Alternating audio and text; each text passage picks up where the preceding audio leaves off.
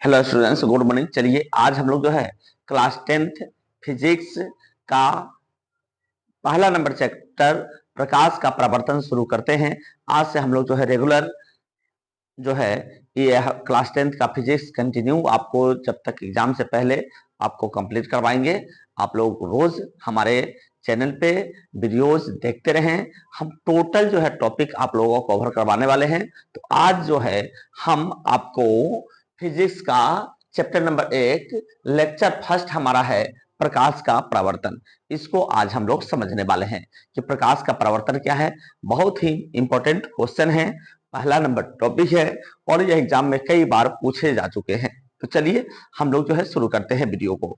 ठीक है, आपको प्रकाश का परावर्तन, तो प्रकाश का परावर्तन क्या है।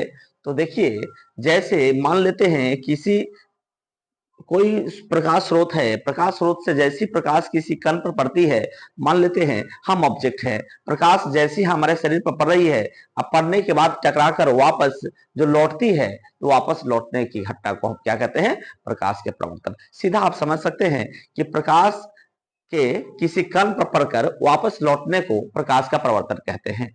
इतना सिंपल सा, आपके भाषा पर डिपेंड करता है, चाहे आप किसी भी भाषा में लिख दे, एग्जामिनर को एकदम समझ में आना चाहिए कि आपने समझाने का जो प्रयास किया है वह किस तरह से आप जो है एक्सप्लेन कर पा रहे हैं। ठीक है, तो कोई भी प्रकाश स्रोत से आपको जो प्रकाश की किरणें निकलती है तो टकराती किसी न किसी कण से टकराती है, और कण से टकरा के जो वापस लौटती है, परावर्तित होती है, उसी को हम प्रकाश का परावर्तन कहते हैं। जैसे मान लेते हैं ये हमारा क्या है, तो ये हमारा समतल दर्पण है। क्या है, तो ये हमारा समतल दर्पण है।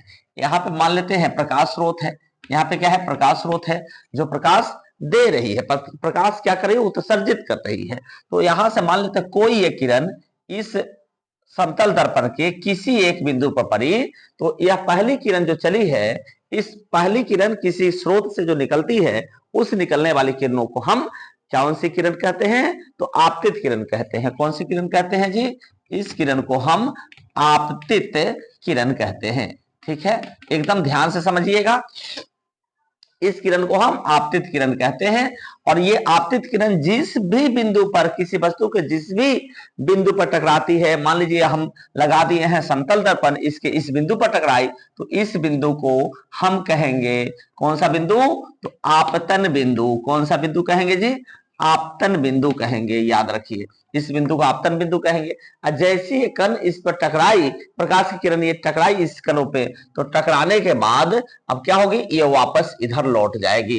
तो ये जो वापस लौटी है, चूंकि आपतित किरण थी, आपतन बिंदु पर टकराई, टकराने के बाद वापस इसी दिशा में लौटी, तो इस किरण को हम कहेंगे परावर्तित किरण। कौन सी किरण कहेंगे जी, तो परावर्तित किरण कहेंगे। समझ में आया, ये आपतित किरण हो गया, टकरा के जो वापस लौटती है, तो यह परावर्तित किरण हुआ। अब बताइए, तो यहीं पे जो है आपको ये कण जो है, ये प्रकाश की जो किरण है चली इस वस्तु से टकरा के वापस लौटी, तो यहाँ पे हो गया क्या, तो प्रकाश का परावर्तन। यानी प्रकाश का परावर्तन क्या है, तो प्रकाश के किसी प्रकाश की किरण के किसी वस्तु से टकराकर वापस लौटने की घटना क्या कहलाती है, तो प्रकाश का परावर्तन। यहाँ पे यही प्रकाश का परावर्तन है। देखिए हम आपको लिख दिए हैं, प्रकाश का परावर्तन क्या है, तो प्रकाश के किसी कण से टकराकर वापस लौटने को प्रकाश का परावर्तन कहा जाता है। एकदम सिंपल सा बात है। ठीक है, आप परावर्तन समझे।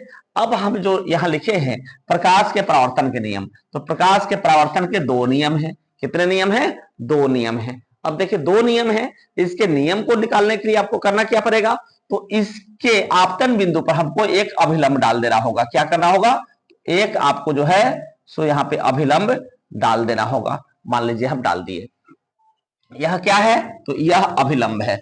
अब बताइए, यह जो है आपतित किरण और इस अभिलंब के बीच के कोण को हम कहते हैं आपतन कोण या कोण आई, एंगल ऑफ इंसिडेंस। ठीक है, कोण आई कहते हैं।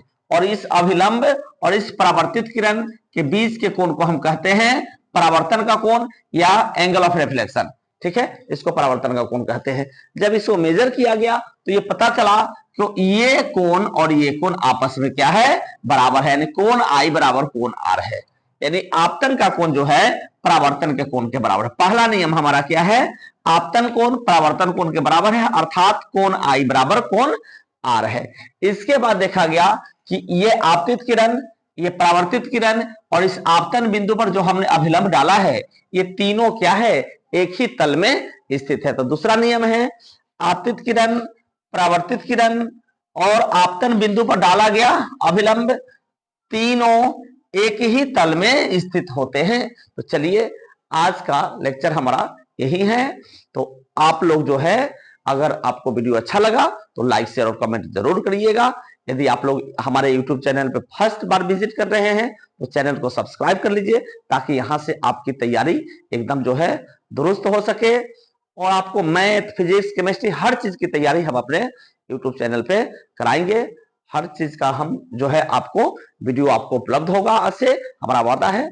यदि आप हमारे फेसबुक पेज पे देख रहे हो तो पेज को फॉलो जरूर कर लीजिएगा। थैंक यू, धन्यवाद।